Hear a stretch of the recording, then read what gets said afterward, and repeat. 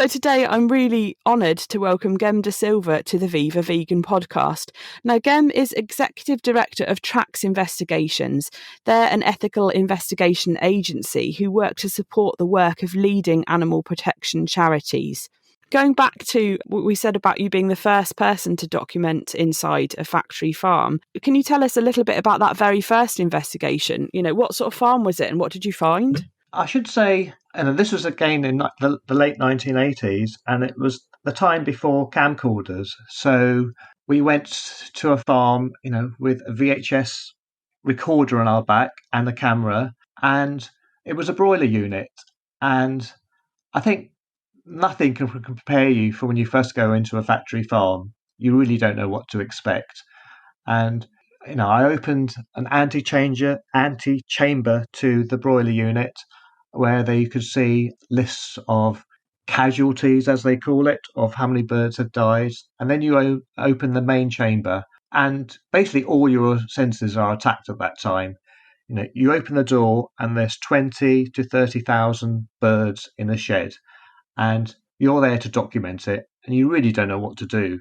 And I said, all your senses are attacked. The smell is absolutely brutal. The ammonia from the chicken feces burns your eyes, burns your nostrils. You struggle to breathe. The noise is frightening. The squawking, you've got 20, 30,000 chickens squawking. You've got the sounds of industrial fans. But then you realise you're there to do a job. You're there to be documenting the conditions of these birds. So you try and kind of focus on individual birds. But it's hard to focus on one thing when there's just so much cruelty going on.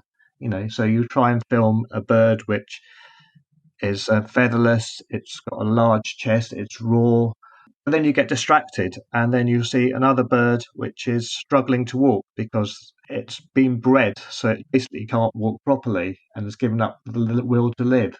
But you try and be professional. You try and put your emotions to the back. You kind of hide behind the lens, and then you start documenting what's going on. And I remember going home after the first investigation, and the smell of that unit just lingers onto you. You're absolutely, for a day or two, you're actually still smelling like you've been on a chicken farm. The images are kind of ingrained to your retinas.